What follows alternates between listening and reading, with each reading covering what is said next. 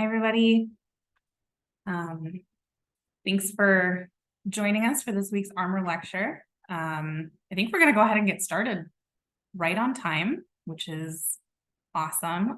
Thank you all also for joining us via Zoom. We are doing this entirely virtually today. So thanks again for joining us on the first day of November. On that note, I guess I want to send warmth and joy to those celebrating Dia de los Muertos. It's also the beginning of Native American Heritage Month. And I know that our speaker for today, along with many of our other colleagues at the field, have been working hard to provide some incredible programming to celebrate this month at the museum. So in a little bit, I'm going to drop a link into the chat for a list of those events, and I encourage you all to explore those and see what various events and activities the museum has going on throughout the month of November. I will begin today's presentation by acknowledging, if I can get my screen to, there we go. Acknowledging that the Field Museum is located within the ancestral homelands of the Ho-Chunk, Winnebago, Odawa, Missouri, Iowas, Menominee, Meskwaki, Sauk, Miami, Wea, Piankashaw, Kickapoo, the Illini Confederacy, and the Three Fires Confederacy of the Ojibwe, Odawa, and Potawatomi. This region was and continues to be an important place of trade, worship, and interaction for many Indigenous peoples. We recognize and are grateful for the original peoples who laid the foundation for this city and for the diverse Indigenous peoples that reside in and continue to build up Chicago today. Just reminding us all that this was and remains Native land. So I am delighted to introduce today's speaker, June Carpenter. June is an Osage Nation tribal member from Tulsa, Oklahoma. She's a repatriation specialist here at the field and has been with us in this role for close to 2 years now, I think. Prior to her time in Chicago, June worked as the head registrar at the Philbrook Museum of Art in Tulsa. She's also worked in museum collections management and served as a NAGPRA assistant for the Osage Nation. She received a bachelor's in psychology from Tulane, a master's in museum studies from the University of Oklahoma, and a Juris Doctorate with a concentration in American Indian law from the University of Oklahoma College of Law. And to add to her multidisciplinary experiences, June is also a self-taught mixed media artist whose work has most recently been featured in Chicago at the Harold Washington Library and the Center for Native Futures. June will be speaking with us today on the topic of repatriation partially, which is an incredibly complex and challenging line of work, both intellectually and emotionally. Her knowledge and experience in law, repatriation, and museum collections and registration, combined with her art and her knowledge and experience of this work from an Indigenous perspective, provides a really holistic approach to repatriation and museum collections. And I'm really excited to hear more from her. So I will now turn it over to June. Welcome. Thank you. Okay, I'm just going to share my screen here, which it's telling me that I can't. Here we go. Okay.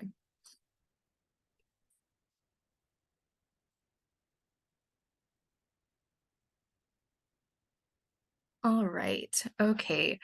Thank you, Stacy, for the land acknowledgement and introduction, and thank you to the Armor team for having me and for being flexible with the format as I am a little under the weather. My apologies for not being there in person and for this hoarse voice, which I hope will hold out for this presentation called Zani, the Importance of a Holistic Approach to Native Culture and Repatriation.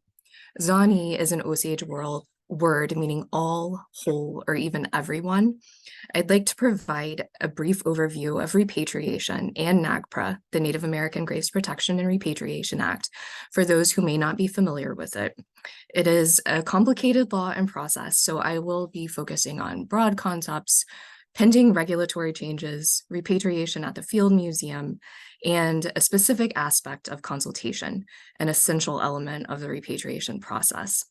I'll discuss how this idea of Zani, or a holistic approach, is necessary to this process, as well as how I draw on my background, cultural, educational, all of it, Zani, to fulfill my responsibilities here at the Field Museum as a repatriation specialist. For our purposes today, I'll define repatriation as the act or process of returning human remains or cultural items to lineal descendants, cultural groups, or other appropriate entities such as nation states. This is essentially a mashup of dictionary, legal, and institutional definitions. Repatriation has both legal and ethical implications. I'll primarily be discussing repatriation under NAGPRA and hence the legal implications. But there is the ethical side of repatriation going beyond NAGPRA, whether in terms of the types of items being returned or the international scope of the communities of origin.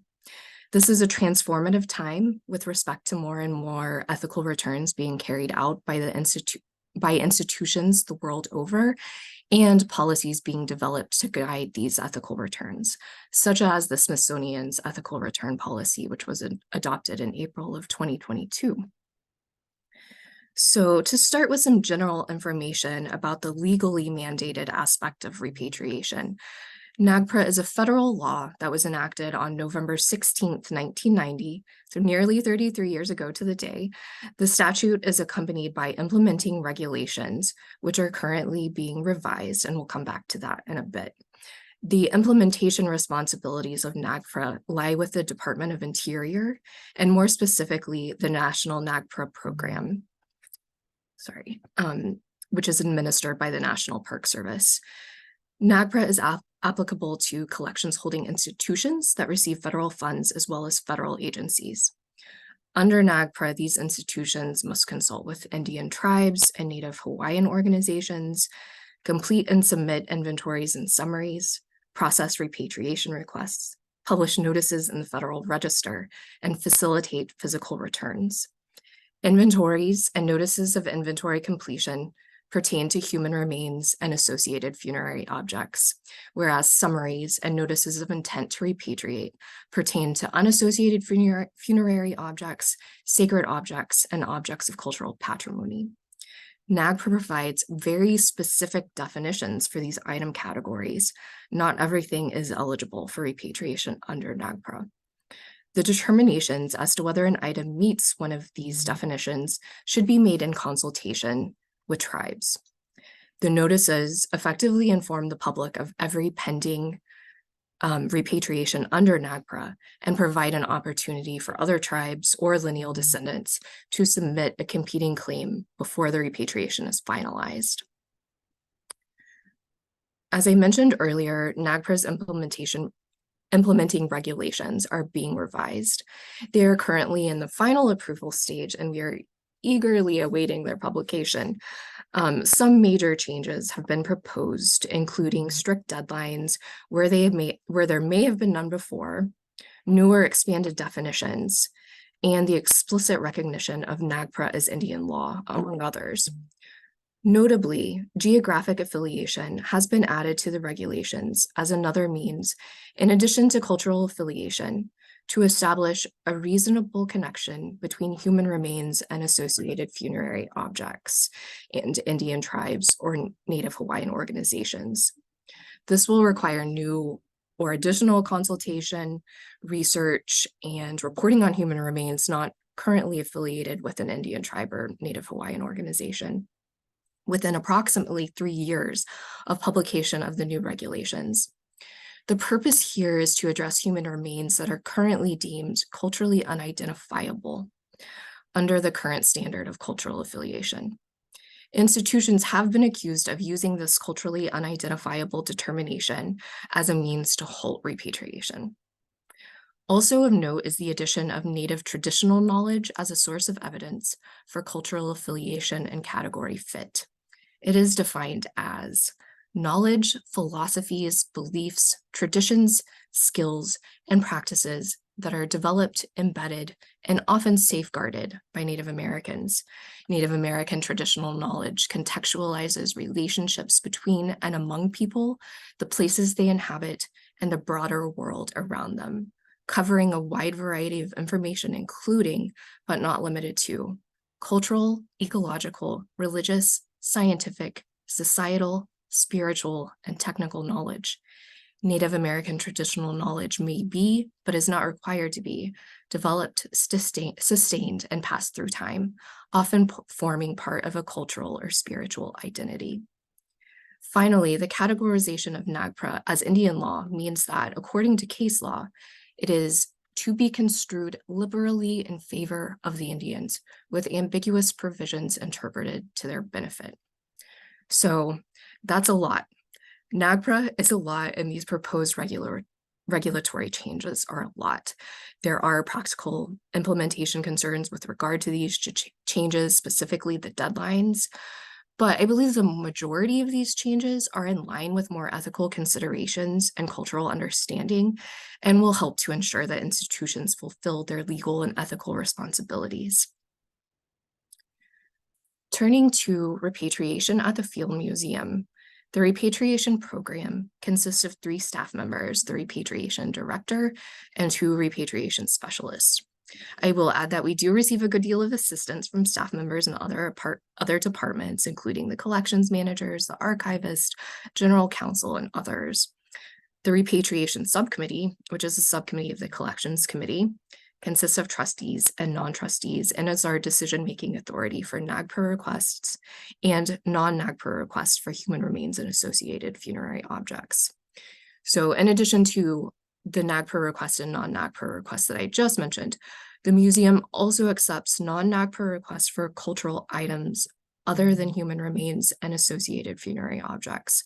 Those are decided by the Board of Trustees. All of this is under our current repatriation policy. Please note that the repatriation program does have a website with further information. I encourage you to take a look at it if you're so inclined. That URL is at the bottom of this slide and the next one. So on this slide, you'll see a graph that is on our website under NAGPRA statistics. This shows how many notices have been published by the Field Museum since 1993, when notices started being published in the Federal Register. I know this is difficult to read here, but the bluish portion of the bars represent notices of inventory completion for human remains and associated funerary objects. And the greenish portions of the bars represent notices of intent to repatriate for the 3 categories of cultural items. You can see that the last bar, which is for 2023, is pretty high. And we actually have a few more to add to this graph, putting us at, I believe, 12 notices for the year so far. This is progress. And this is more progress. In March of 2023, the museum established the Repatriation Task Force for the purpose of revising the museum's repatriation policy and procedures. Our priorities include streamlining the repatriation process, increasing equity and accountability, and ensuring Indigenous representation and respect for Indigenous traditional knowledge throughout the repatriation process. Members of this task force include representatives from the repatriation program, that would be me as the chair, research, collections, DEAI, legal, the museum's Native American Advisory Committee, as well as tribes with a connection to the Chicago area. We are in the final phases. We're finalizing our drafts, then submitting those to other staff members, the full Native American Advisory Committee, and museum leadership for feedback. We'll make adjustments as necessary and then submit to the Collections Committee for approval in December. On this slide, you will see a flowchart for processing NAGPRA requests. I know that it's difficult to read and you're not really meant to. I've blurred it out because this is not finalized, but I'd like to provide a sense of how complicated the repatriation process can be. And this even represents a streamlined process. So I have divided this into 3 primary sections: receipt of the request, the assessment, and the determination. What I'd like to focus on is the importance of consultation throughout this process. The definition you see here is taken from the proposed NAGPRA regulations. It's important, so I'm going to read it. Consultation is defined as a process to seek consensus through the exchange of information open discussion and joint deliberations, and by incorporating identifications, recommendations, and Native American traditional knowledge to the maximum extent possible. Consultation is not defined in NAGPRA currently, so as you might imagine, there has been a lot of contention about what actually constitutes consultation. As far as the process, in many cases, consultation will have started before the repatriation request has even been received, and it should continue forever. Not exactly, but kind of. Topics discussed in consultation include the contents of the museum's collections, cultural affiliation and cultural appropriate care and treatment of human remains and cultural items, what NAGPRA categories cultural items fit within, the notice text, the physical return, the associated collections documentation and intellectual property, and so much more, again, throughout the repatriation process. This is where I think a holistic approach is so necessary to NAGPRA, but also to repatriation beyond NAGPRA and with all Indigenous peoples. Of course, within the museum, this is also applicable to exhibitions, research, programming, etc. I'll just note here that what you see in the bottom left corner is the word Zani written in the Osage orthography, which was originally developed in 2006. Using this term and the orthography is one way for me to further indigenize my thinking and my work. I'm also beginning to sprinkle in some of my artwork here because I hope it can help to show how specific aspects of a culture can be so vast and meaningful. In no particular order here, I've listed a few adjectives, some examples of different ways to perceive culture, cultural items, lifeways, values, and so on. I think it's of great importance to make room for and hear this kind of information in the consultation and repatriation process. We in the museums need to do our best, Washcon, to be open, receptive, and respectful of this information. These considerations are essential to the determinations of affiliation, category fit, and approval of requests. On our own, we aren't likely to be able to anticipate all of these considerations, but through listening and collaborating both internally within the museum and externally with cultural groups, we can begin to have a deeper understanding of others, of culture, of the meaningfulness of repatriation. We must recognize that Indigenous peoples are the experts on their own cultures, and that Indigenous traditional knowledge may not align with Western thinking, but that does not mean that it's wrong. Continuing the separation of tribal nations from their culture, from their ancestors and cultural items only perpetuates the same goals of removal, allotment, relocation. Speaking of removal, I want to turn to how I came to work in repatriation. When you're not sure what to do after undergrad, I highly recommend not going to law school. I quickly recognized in my first year that I did not want to practice law, but already felt that I had put so much into it, I was unwilling to quit with nothing to show for it. Despite how much I disliked law school, I'm so glad that I didn't quit, as that education has been invaluable to my work in repatriation, in museums as a registrar, and to my artwork. In law school, I learned about the systemic racism of the courts, about the injustices committed against Native Americans, about NAGPRA, and also about museum registrars. That was in an art law course. What you're seeing here is the first of 2 shawls in a series of 10 that I'm calling Still Standing, and which is based on Walter Echo Hawk's tome in the Courts of the Conqueror, the 10 worst Indian law cases ever decided. The shawl on the left represents Johnson v. McIntosh, decided in 1823.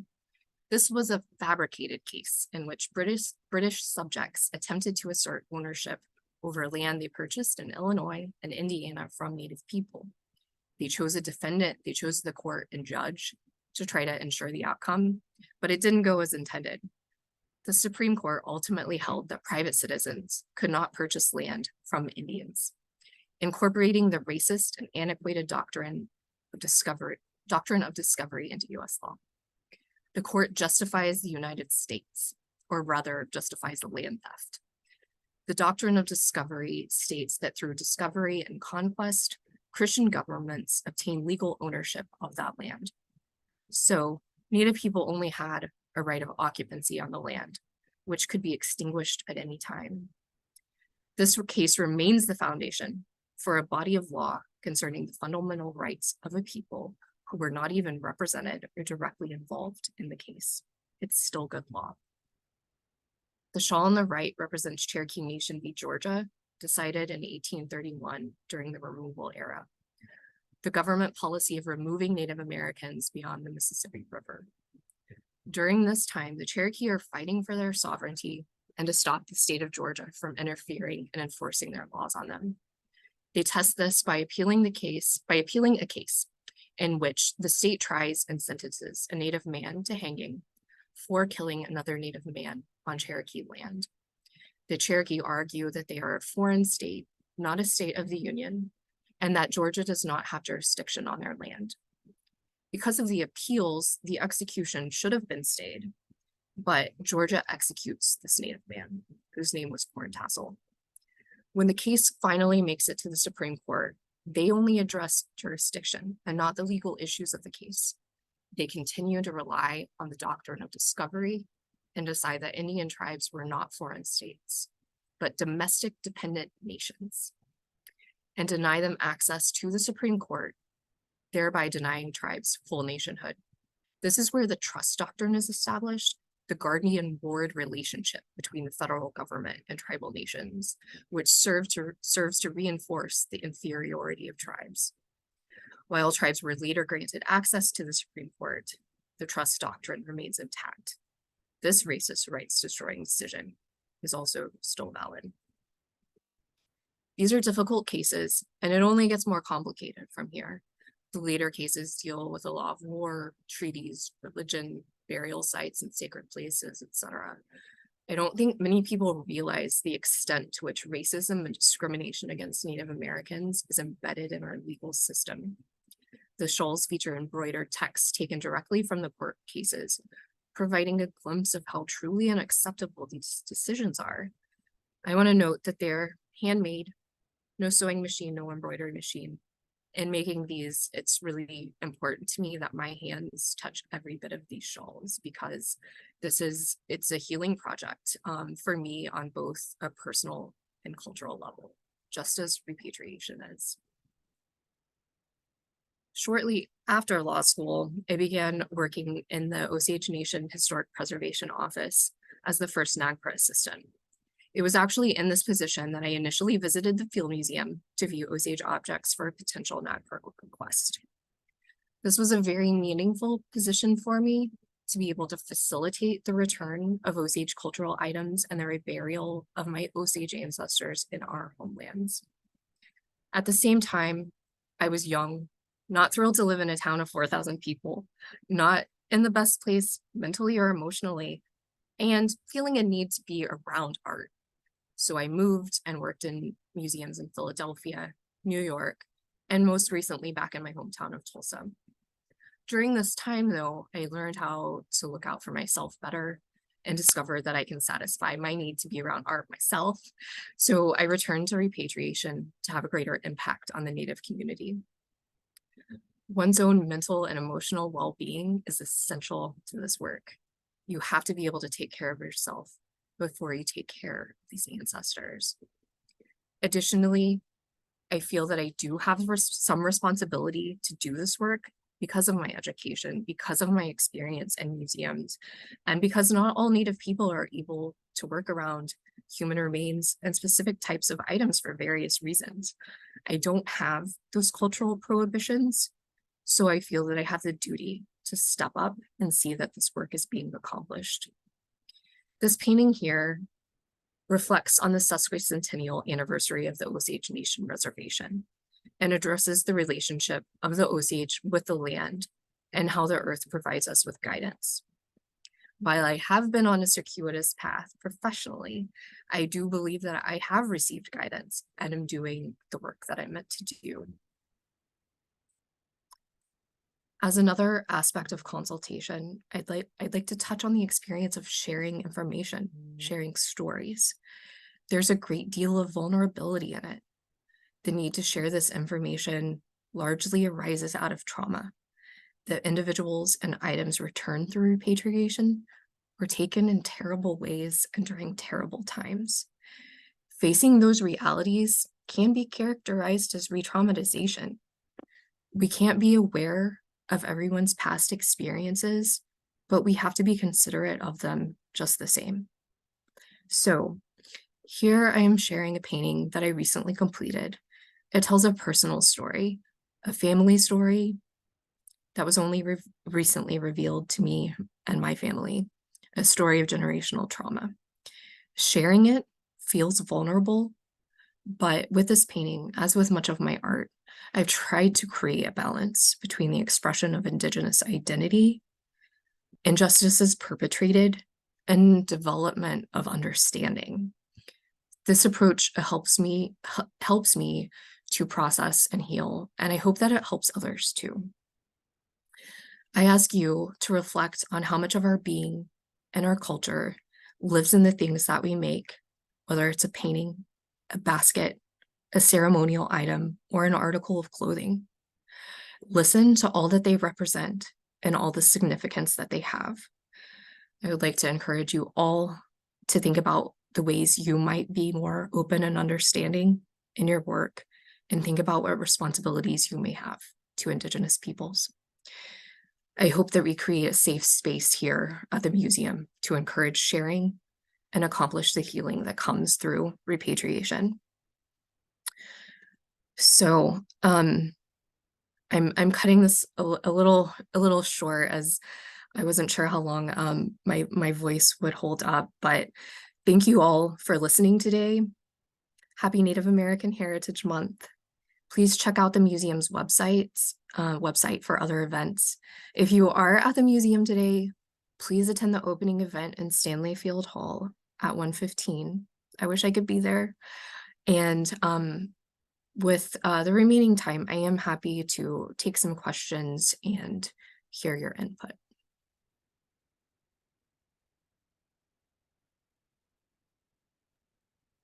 Thank you so much, June. I really appreciate it.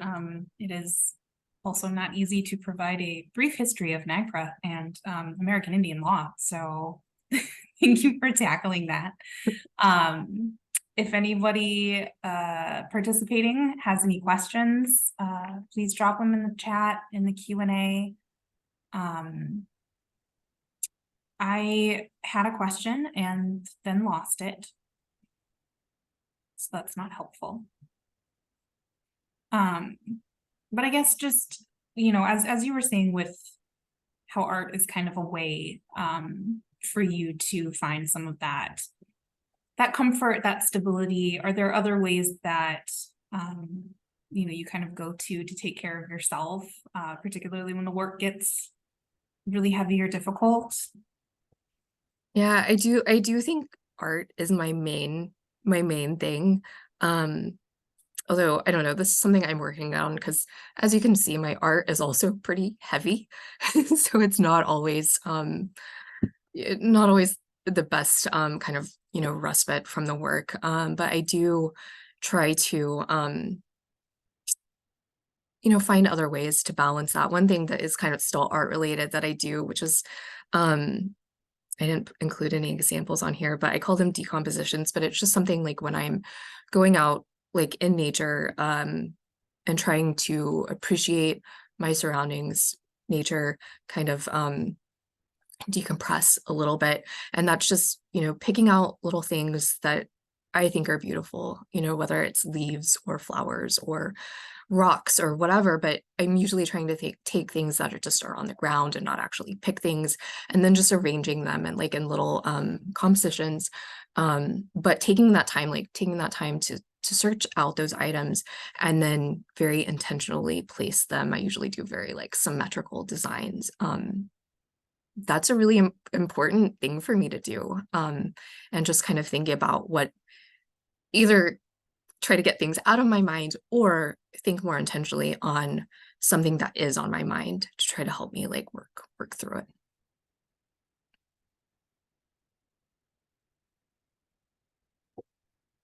All right.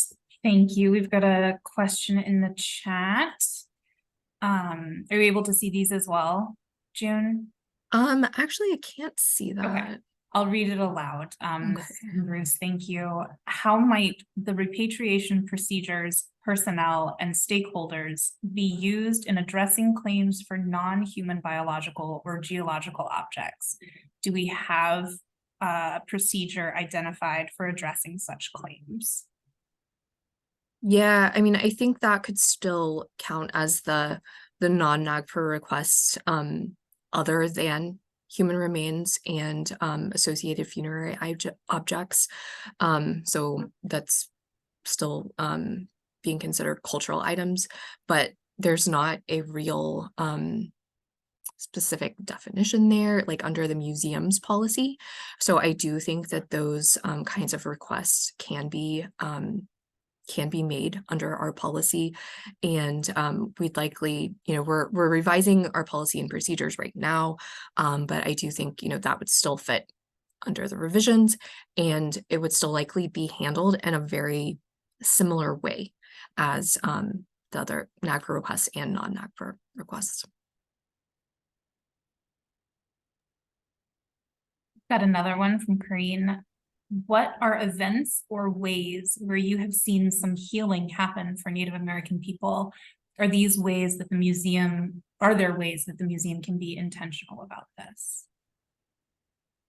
Yeah, I think so. I guess something popping to my mind that I saw very recently, just last week at the ATOM conference, the Association of Tribal Archives, Libraries, Museums.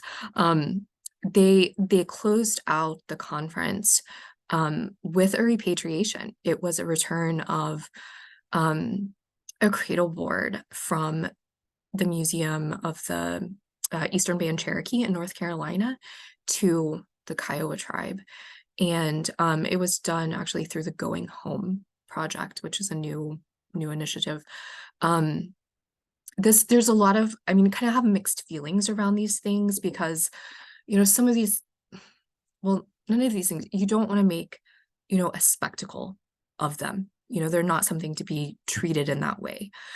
But if you have permission of those tribes who are involved, of the lineal descendants, and it's okay to do these things to make it more public, then I do think that is a good thing to have. I think, while we were there witnessing this return, you could feel the power of that. I think, everyone in the room would, really couldn't deny that the power felt during that. So I do think that is important to share some of these experiences, because I think that will only help others to see how meaningful these repatriations are, and to increase support and advocacy for repatriation. But it has to be done very carefully and respectfully. Christina asks if you can talk about the importance of working with museum staff and other departments for the repatriation process. Sure. I think it's a very collaborative process. One, working with collections just to understand, what we have in the museum. I'm sitting in my office most of the day on my computer. So just having that relationship to really keep in mind like what we really have is really important, but also, not to just be focusing on the anthropological collections. That's primarily what we're working with, but like at the Field Museum, we have many other types of collections, and those collections may very well have human remains or other types of cultural items in them too. So I think it is important to develop that collaboration between departments to keep everyone on the same page, aware of these issues, but it is also, like with NAGPRA, it is a federal law. We have to work with general counsel as well. There may be, ambiguities in the law, and need to reach out for guidance on those. So that's important to have a good, good relationship there. Archives too. We really rely on archives for a lot of information about the collections, how we acquired the collections, and that helps us with provenance research, but also to be able to provide that information to the tribes so that they have more history, more knowledge around what they're actually requesting or receiving. It's their history too, so it's really important to share that with them.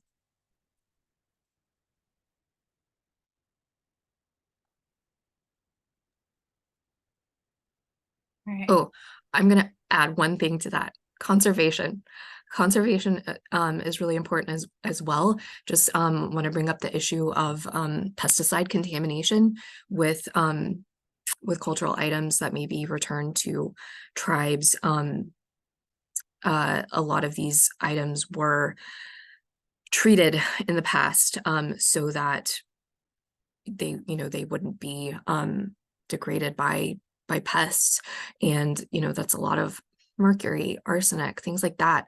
And you don't want to return these items, especially if they might potentially be used to tribes and risk poisoning.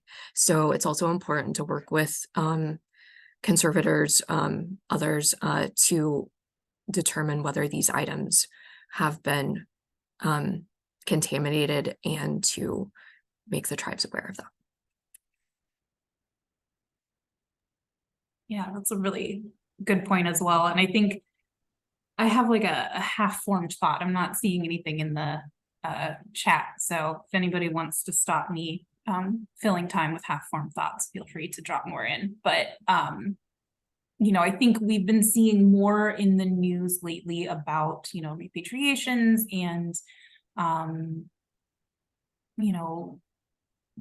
not necessarily some critiques and criticisms, but concerns about institutions in general repatriating. And I think it's interesting you brought up the point that it's not always something you can also publicize. You don't want big pomp and circumstance about a lot of these returns. And I wonder if you have other thoughts on, the pesticides, I think, is a good point of, there are other considerations that go into the challenges of returning objects and remains. And if there are other, I guess, just other kind of complications or things that people don't necessarily think about that add to the complexities of this process. Does that make sense? Yeah, absolutely. It's a very complex process. And it's a lot. Just having the capacity to deal with, and I don't want to say deal with, but just to work through all of this, especially for a large institution like the Field Museum. There's a lot. Being able to prioritize that is difficult and strategize, but we are working to be more proactive in that.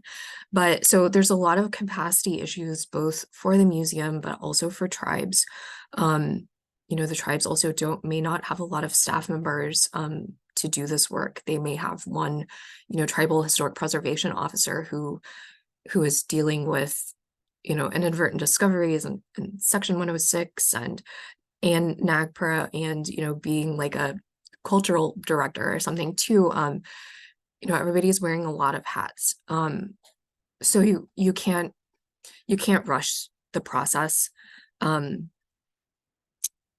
then there's a lot of tribes too who may not have the resources for things to actually be returned at the present time, whether that's like a facility to store cultural items in, or sites for safe reburial of ancestors. So that is something, we're working on here at the museum to work out stewardship agreements, and that can happen kind of at any point in the process. It can be prior to a repatriation, where we might address like care and treatment of ancestors and cultural items, or it might happen afterwards too, after repatriation, after that transfer of title has been completed. So ownership really rests with the tribe, but we can act as a repository for ancestors and those items. And I think, the stewardship agreement is a really good solution, just to make it very clear who has responsibilities for what. You can, include all kinds of collections management, storage, kinds of things in that, and really make it very tailored to that tribe's or lineal descendant too, to their requests.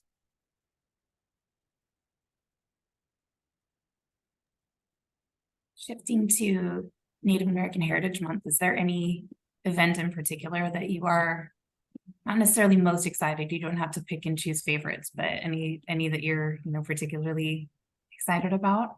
Yeah, I mean, definitely excited for the event on the 10th. That will be a performance. We'll have a tasting from Chef Jessica Walks First, which I'm really looking forward to. I think she's supposed to have her bison tamales and elderberry mousse, which is amazing. So yeah, I encourage everybody to check that out and get there early, because the tasting is on a first come first served basis. So yeah. And I suppose that's been a multi-departmental effort as well. Yeah, definitely. Thank you to everybody who has been working very diligently on that and the other events that we have throughout the month. Are there any other questions for the chat or Q&A? I'll give another few seconds for that. I know there are some events starting. What time do they start today, June? 1:15. 1:15. Okay, in Stanley Yes. Field Hall. In Stanley Field Hall, right. So encourage anybody at the museum or who can boogie on over here to attend those. Otherwise, I'm not seeing any other questions come up. Yeah, unless you have anything else to add, I think we'll end it there. Let your voice rest. All right. Thank you everyone so much for joining us on Zoom.